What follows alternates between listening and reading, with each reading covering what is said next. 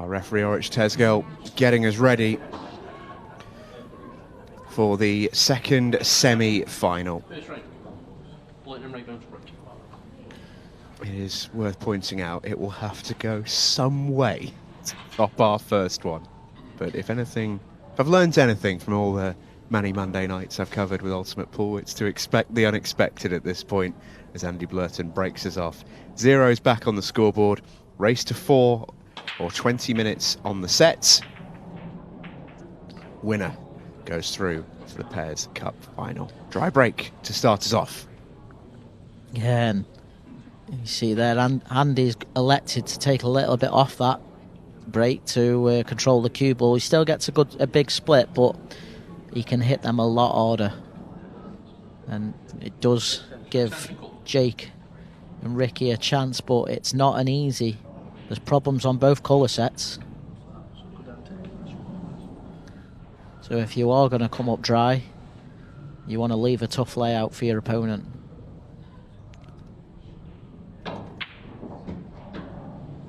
Red wobbles in from Jake Dylan-Newlove, and already he's made a better start than he did in their first match last week against Craig Waddingham and Chris Melling, where they ended up winning the opening frame, but Jake was playing killer with Rikki Jones, who had to pull out one very, very good kick shot and one quite ludicrous fluke. Altogether smoother sailing so far. Yeah, I'm just wondering, do they need to develop the red that's on top of the yellow, or does it go into the bottom right, into the top right pocket? If it goes and they can just play position, then I expect them to get out, but if not, there's a key shot coming up, and the other alternative is playing the red off the yellow into the corner. That's what he's landed on, and he's landed perfect.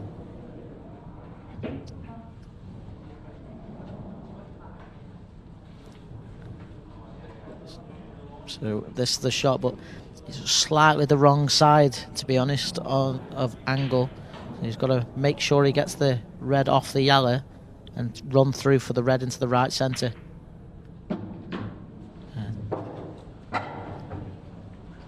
Just enough, I'd say. He can play this into the right centre and come round the back of the two yellows. Yeah, it's not a bad shot at all, that from Jake Dylan-Newlove. He does need a recovery to follow. Oh. And he needed to avoid the two yellows and probably should have got higher on the cue and stunned him, but this is what happened last time, remember? And they come out with the shots. Yeah, this time it's roles reversed. It's Jake who has to find a way off a rail. Fancy him to go close. Almost a carbon copy of the shot Rikki played. And straight away, this is where you'll see more Neil's style of play, and he'll play the percentages, and he may elect to just roll the cue ball to the top rail, play the snooker, and just say over to you, Rikki.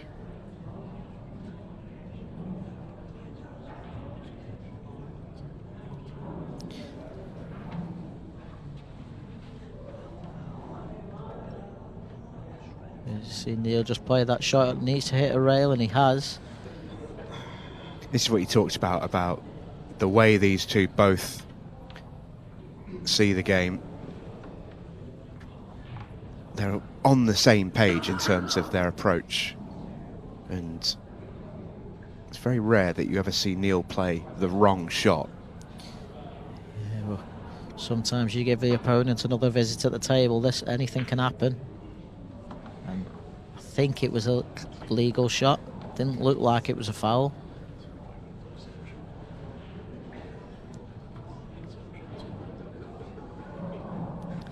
It's like a David and Goliath pairing, Neil and Andy. Andy is tall. Yeah, he's nearly taking out the main camera there as he's walking around, isn't he?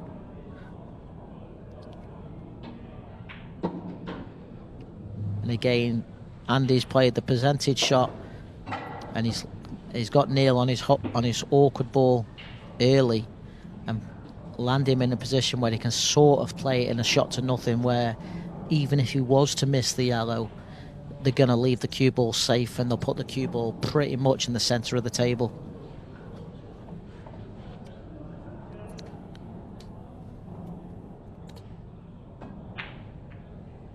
And you see there, the yellow's gone in, but look where he left the cue ball just in case he did miss. Yeah, and they'll save that yellow they're closest to for easy access to the 8 ball. I think they might take this now. One of them doesn't like it. I can't tell whether Andy's advocating for not or he's advocating for taking it, and Neil's like, oh, I don't know. But they are going to take it off the table now. The question then naturally becomes about landing on the 8 ball, and they just need to be anywhere sort of just to the right of it as we look at it from the main camera. There are balls that work for that quite well. Yeah, I think you'll see Neil take this one to the top left and draw the cue ball back and take the one over the middle pocket next. And then the key shot is not this one, but the angle that Neil is going to leave Andy for his last yellow. So he's just going to just roll this one through. And this is the key shot, making sure that he leaves Andy the natural angle for position on the 8 ball.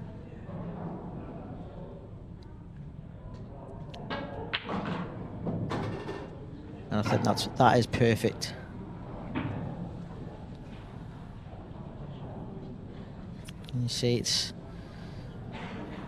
probably not going to get as many frames in this match as we did in the previous. 6.5 minutes already left on the clock, gone on the clock. This is the key shot, and it's just not enough.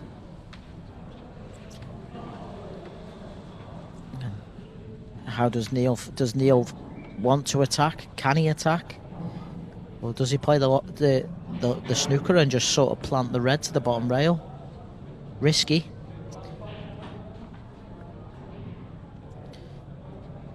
Just go back to that decision they made to take that yellow off the table. And it's going to come back to cost them. That's the finishes they have to take.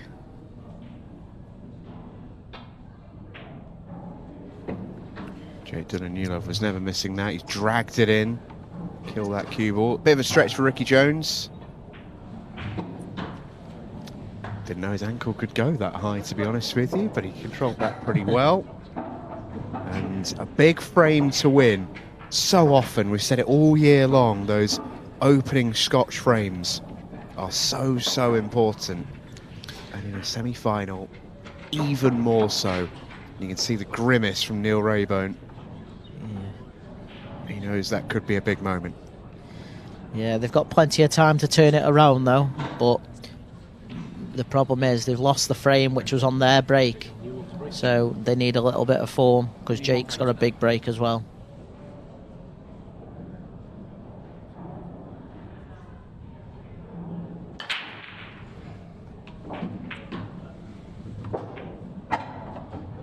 And there you go. What normally happens in the pool world, you make a mistake, you get punished twice. And the yellows look like a very, very gettable finish.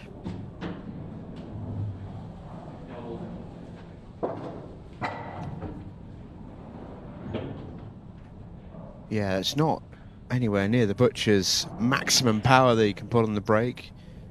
Very, very well controlled. But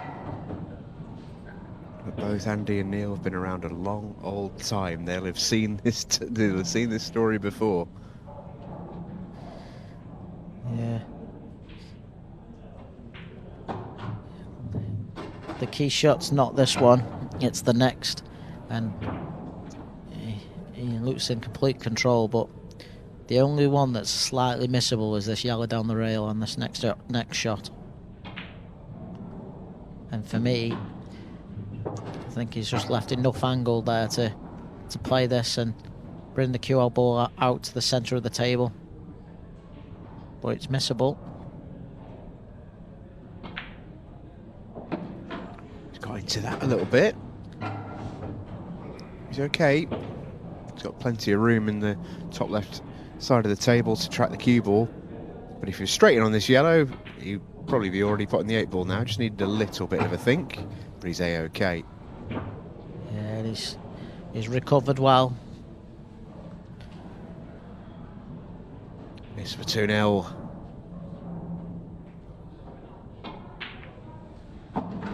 And then it goes from the Butcher. A very, very good start from him and Rikki Jones. The one mistake they made, unpunished. Raybone Andy Blurton need to find a way to recover. It is going to be the big man next. And you see, even though on paper you'd say Neil is the better player, he's certainly said, Andy, you've got the better break, and they've worked the order to give Andy the breaks because he has got a huge weapon. But he needs to probably increase the power a little bit.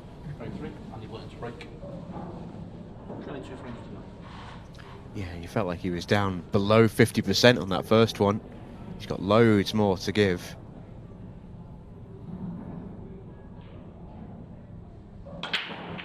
That's a little bit more like it. There's that weapon you spoke of. And the control he has on the cue ball as well. Watch this.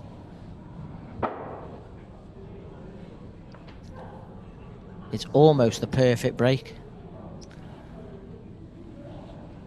And I think the Reds do plant, which is a 3-ball plant, and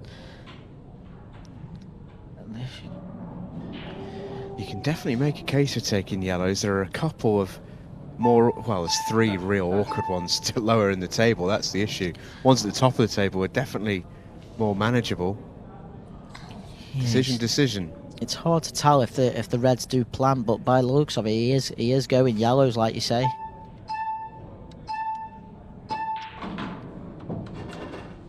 Yeah, I think that you see there the red just on the jaw of the pocket. I think that was really in his mind there. Yeah.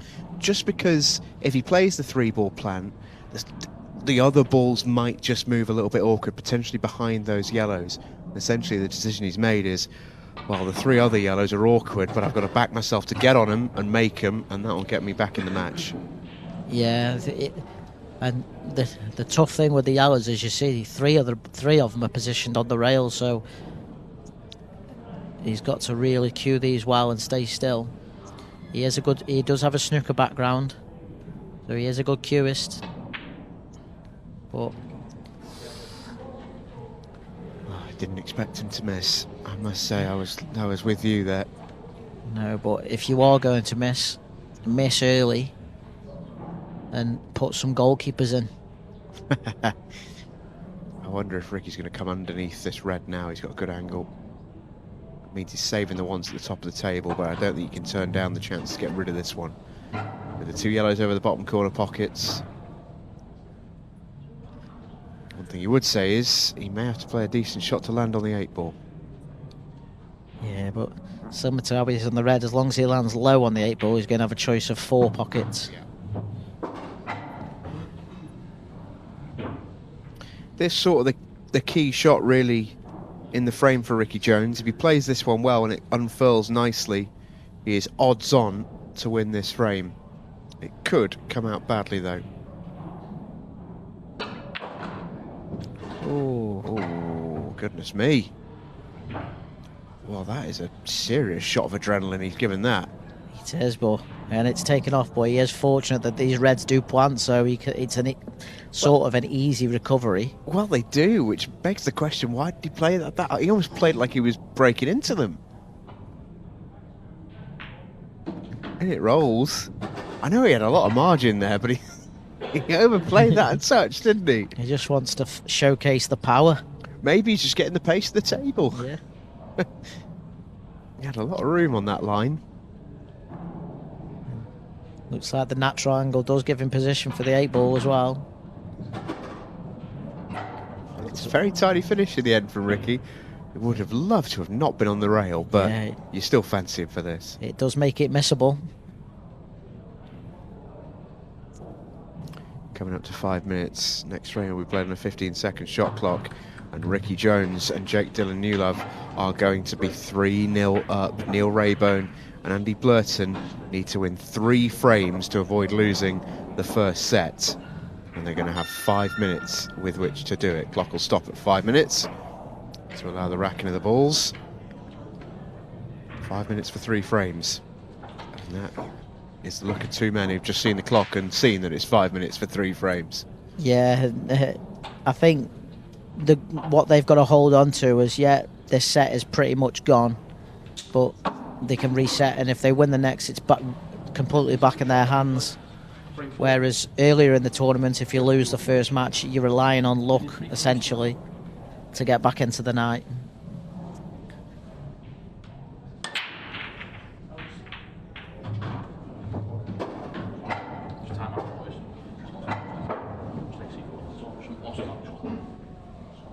And as you see, Rikki's break there, gets a few balls, leaves a reasonable layout. And we're just having some issues with the match clock, so we're just getting that back up on the screen. Yeah, timeout called, and I think we're okay to get back underway. Referee just running the rights to Jake and Rikki, and their chance to go and win the first set of the semi-final. And you get the sense for Rikki and Jake, this was a bigger set for them to win, with the sort of the looming 6-red shootout. You feel like if Neil and Andy won this first set, and the only way Rikki and Jake could get through was via a 6-red shootout, it could deflate them a little bit. Andy and Neil, they've got that little bit of confidence, they've done it before, set a brilliant time. It's a really big set to win this for Rikki and Jake, and they look like they're going to do it in style. Yeah, I think Andy and Neil can take the confidence from that. They've won a 6-red previously together, so they know it's not the end of the night, but they know they've also had chances in this match and not taken them. Well, hold on to your horses, miss pot. Didn't really see that coming from Jake Dylan-Newlove, but it's opened the door. His next finish naturally needs to be pretty quick.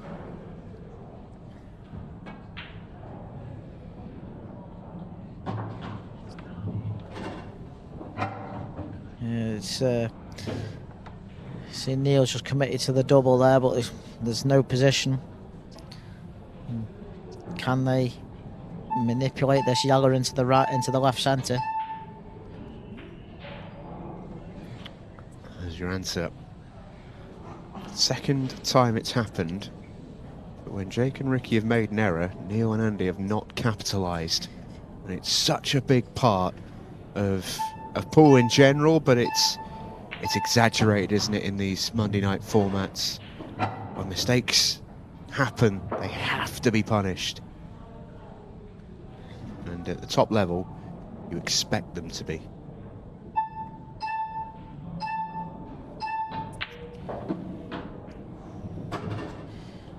It's not gone in the centre of the pocket, so Rikki can just let his arm go a little bit and try and cue this red into the corner. Puff for the cheeks. Fires it in. Oh, is that going to land behind the yellow, or is he going to get a little tickle? I think it's the latter. How do you like those? It's as perfect a first set as Rikki Jones and Jake Dylan-Newlove could have reasonably expected. In it goes. It's a 4-0 victory in set number 1. The fist bumps in for Jake Newlove and Rikki Jones. They are 1 set away from a spot in the final, and Neil Raybone and Andy Blurton are right up against it. Here we go then. Final set of the 2 semi-finals. Shaun Storry and Scott Gillespie, if you weren't with us earlier, came through an epic versus Kristi Caulfield and Phil Parkin. They won via 6-red shootout. After winning the opening set, Phil and Kristi came back at them in extraordinary fashion to force a 6-red, in which Scott and Shaun held their nerve. Andy Blurton and Neil Raybone need to use that as inspiration. Kristi and Phil were nowhere in set 1, much like Andy and Neil. But they turned it over in set 2 to force a 6-red, and that is what the Razor and Andy Blurton are going to have to do here in the semi-final. This is a good opportunity to try and open your account for the night. They need that first frame, and yeah, they need that settler here, don't they? It feels like they're tough. I'm surprised they've chosen to go yellows, if I'm honest. I don't think they're too plant, so Neil's got to play this with a element of control, but the yellow could go behind the red. Oh, and Neil's fouled. Wow. Orange Tezgel, as you can see, all over it. Yeah, great call. And Neil, to his credit, called on himself as well. They've just not settled so far tonight, and this, for Rikki and Jake, this is a huge opportunity to capitalise and send that message. Oh, I mean, if they can keep shutting Neil and Andy out the match, they'll find themselves pretty quickly in the final. I'm just slightly surprised they haven't tackled that red early, like from the first shot. They're going into it now, and there could be another twist in this frame, because yes, they brought it out slightly, but it's by no means perfect.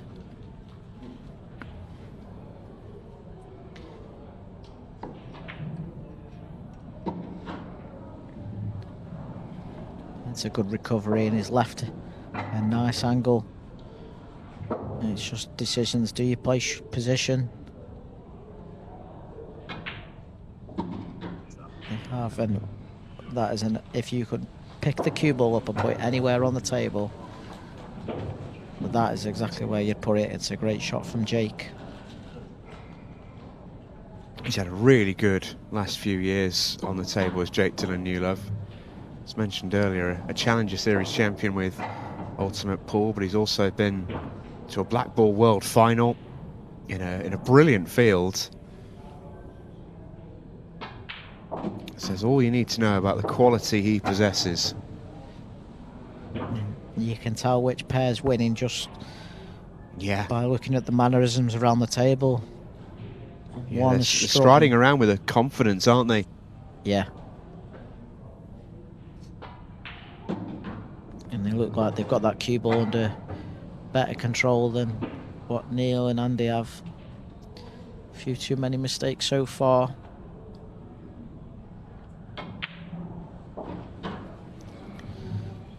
And they take a 1-0 lead, Rikki and Jake, but still a long way to go in the semi-final. By no means are they through.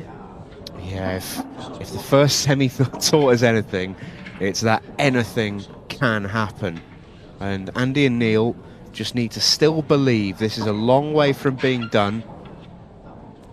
They are two exceptionally capable players who haven't quite hit their straps just yet, but there, as we say, is a long, long way to go.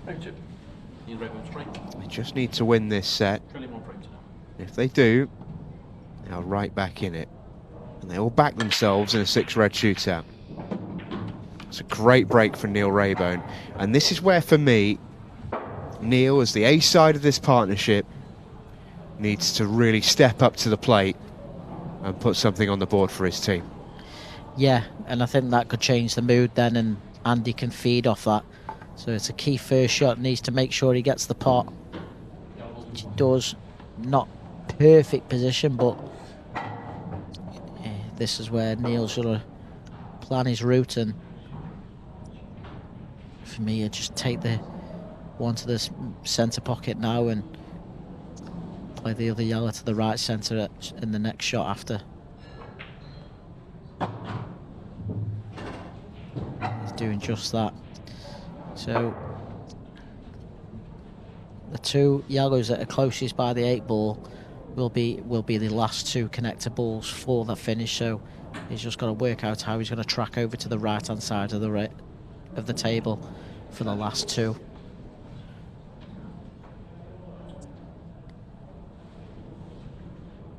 Not quite sure about this. Maybe he's not quite on the yellow to get position, but it makes it harder further down the line.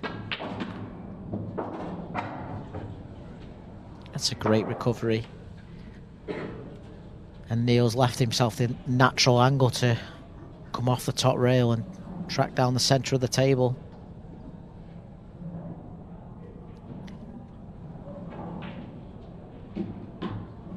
Doesn't want to come too far, and eyes come perfect. It's a great shot. Sort of shot that you kind of expect from someone of Neil's quality. But he always knew he'd have to knock a good yellow in. Right from when this frame started, he knew that would be the case. He's just trickle this down and play it pocket weight. And he's gone about this finish really well. Exactly what his partnership needed.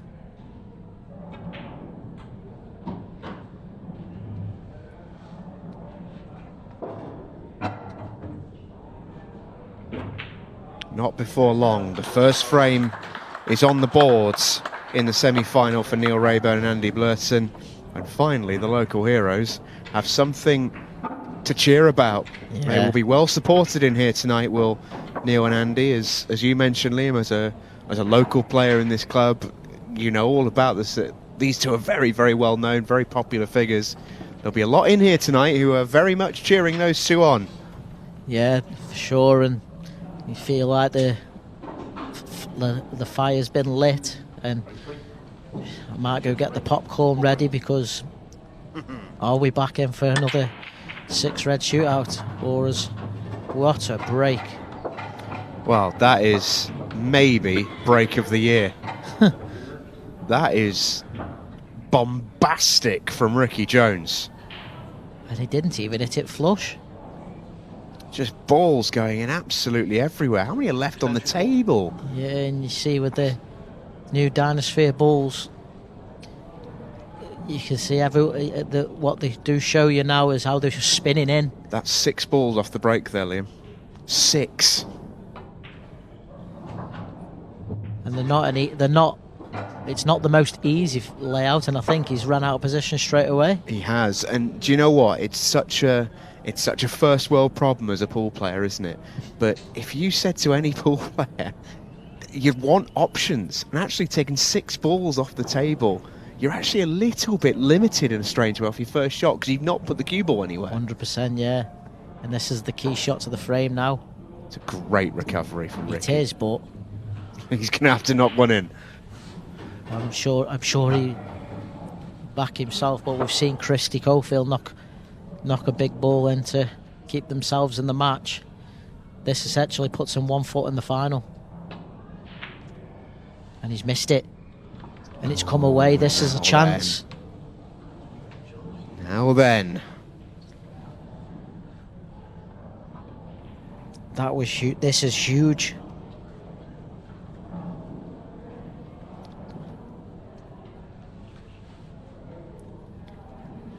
Can Andy get his first frame of the board?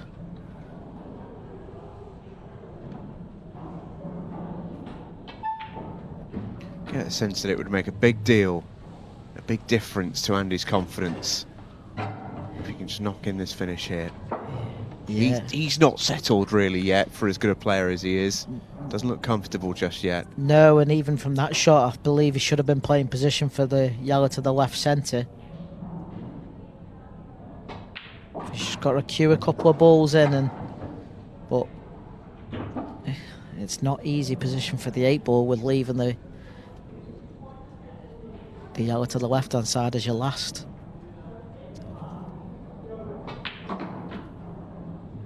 He's played that very well, and just enough angle to play this, be able to cue it smoothly and run the cue ball through for the 8-ball into the right centre.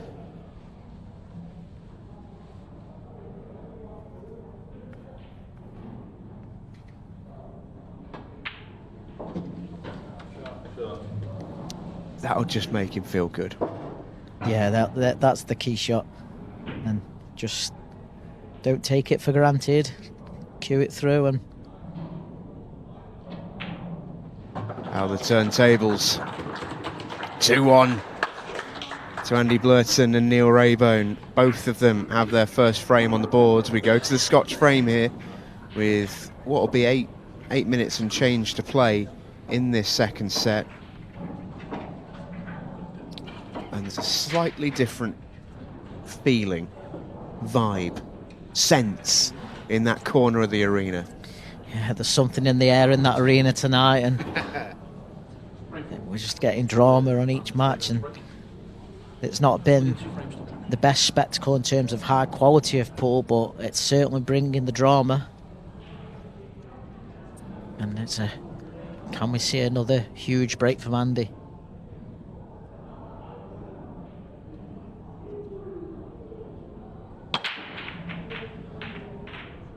Needs a ball.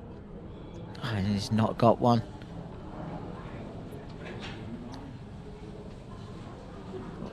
Well, doesn't that face tell you the whole story? Yeah, and you see quite a few balls threaten pockets that just didn't go. And what we have seen in this set, however, is a couple of mistakes for him. Rikki and Jake. Also Rikki in this particular set, but are we going to see roles reversed in this second set? And he's not completely perfect on the first shot. He could have let to pull back, and because they only need a draw, so he may pull back and play safe. There you go. It's a good safety. However, by playing the red on top of the yellow, at some point they're either going to have to plant that out or play a developing cannon. So it's key for Neil and Andy to just make sure they hit a yellow, and they will have to hit a rail after contact. They need to hit a rail after contact. And that's a foul. Oh, it's a big moment again. It is, but I think what you see Jake's looking for that. Play the plant early. And you can play the red that's closest to the 8-ball now. Thin, off the yellow. And also develop the one on the rail in the same shot. Oh. And he's played it well. Still not 100% certain to get this finished. They've got to play a couple of positional shots where they've got to take care. This isn't easy.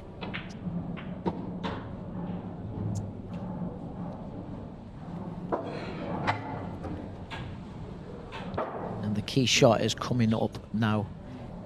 Can Jake manipulate the cue ball through these yellows and get position on the red?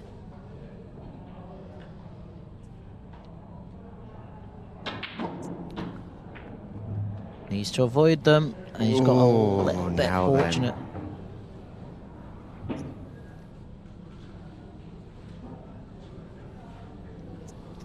Rikki's just got to play this, and he's got to use the cue ball off the yellow to get position on the reds. It's a pretty good shot. Still need a couple more. Yeah, he's got to use the yellow again, so take the bottom red and screw it into the yellow for natural position on the red.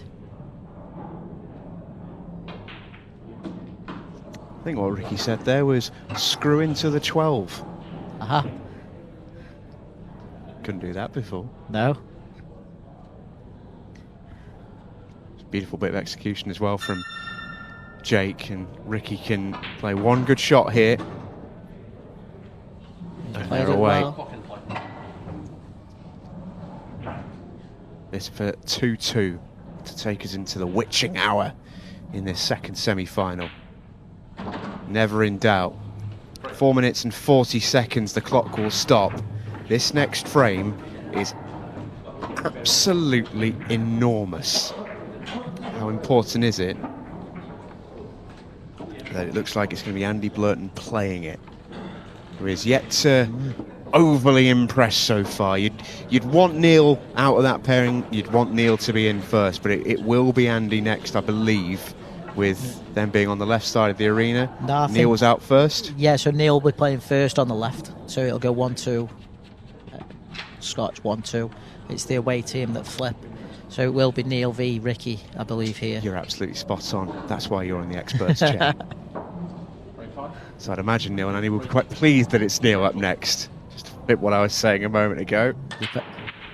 Rikki looking to take 6 balls off the table now. He manages 1, but 1's all he needs. 1's all he needs, and it's another great layout. It's such a strange way. He'd prefer that break 1,000,000 times out of 1,000,000 versus the one that he had where he took 6 off the table. And this is a case of just hold yourself together. This is your big chance. So this is what will virtually put them into the final if he takes these out. Especially if he runs the clock whilst doing it. If he goes a bit quick, it might still just be enough time. It's hard to see where the mistake could come from.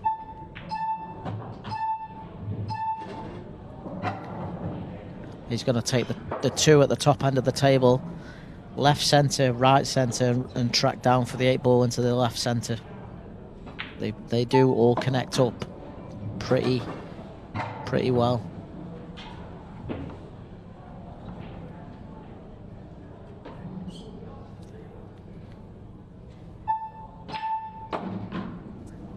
Yeah, he's perfect.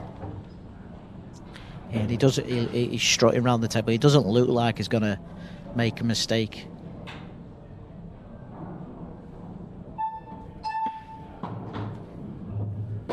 It's been a very, very composed finish under pressure from Rikki Jones. There's no such thing as an easy clearance on a 15-second shot clock. He's made this look it. Always room for a little bit of jeopardy. It's just, I mean, if the cue ball goes the other side of the red and he ends up having to bridge over, he can just get his tip in. There it goes, 3-2. Notorious Rikki Jones steps up for his team. They were 2-1 down, they now are back in front, and that's exactly where they need to be. Remember, a draw in this set is enough for Rikki and Jake. Sharing the set, halving it if you like. With the set that they've already won in the bank, they would win 1.5 to half. And you can see the face of Neil and Andy. I think they've resigned themselves that it's just not been their night. Frame 6. Break. Trying 3 frames to 2.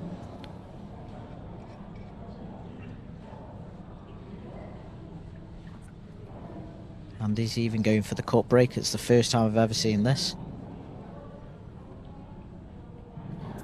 Needs an 8 ball.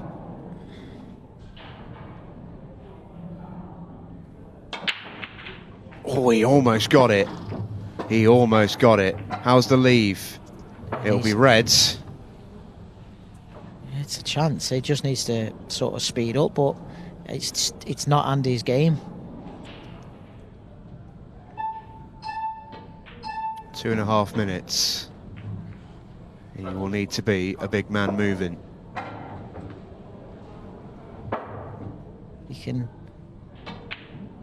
If he can knock these in with a minute to spare to just give him a glimmer of hope, but this is the key shot now.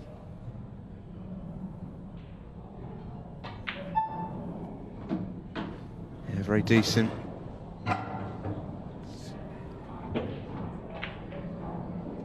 Very good, this from Andy. It is, but by speeding up, has he got the position? Can he just hold on the yellow? Yeah. Excellent. And he's actually, if he gets a bit of a wiggle on, he's going to have, there'll be plenty of time left. Closer to 1:30 than a minute. This isn't done just yet.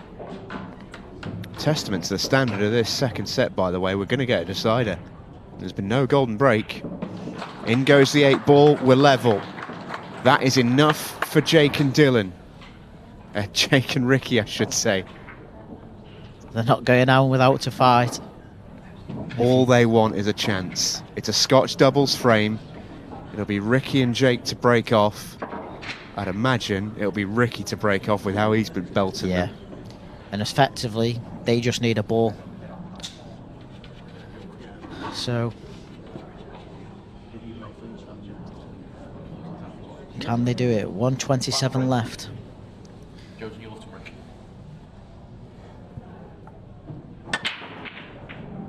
No. Give him a ball, he says. Give him a ball, he says. Would you believe that he's dry? There's work. 1 minute and 20 seconds for Neil Raybone and Andy Blurton to force a 6-red shootout. I'm not sure they can get out. I don't see where the next pot comes from. Is that a plant to the They left haven't got centre? time. They've got to take the yellow to the top left. They need to play it. Neil Play calls it. it extension. You haven't got time. 55 seconds and ticking. You're losing too much time. Is he going to flick in off the red? No, it's going to stay up. That's the one that needed to go. Rikki Jones walks to the table, calls his extension, and that will be that. They have one shot to play, and then shot clock will be over game clock, and it is over. Yeah, they could just do the lap of honour, and I can see them playing this shot, and I think Andy and Neil are just going to shake hands. It's been a brilliant performance from Jake Dylan-Newlove and Rikki Jones. 11 seconds left, and out come the handshakes. This match is over. It's Rikki Jones and Jake Dylan-Newlove who go to the final. What a performance it was. Andy Blurton and Neil Raybone fall at the final hurdle. But for Jake and Rikki, well, they can get comfortable.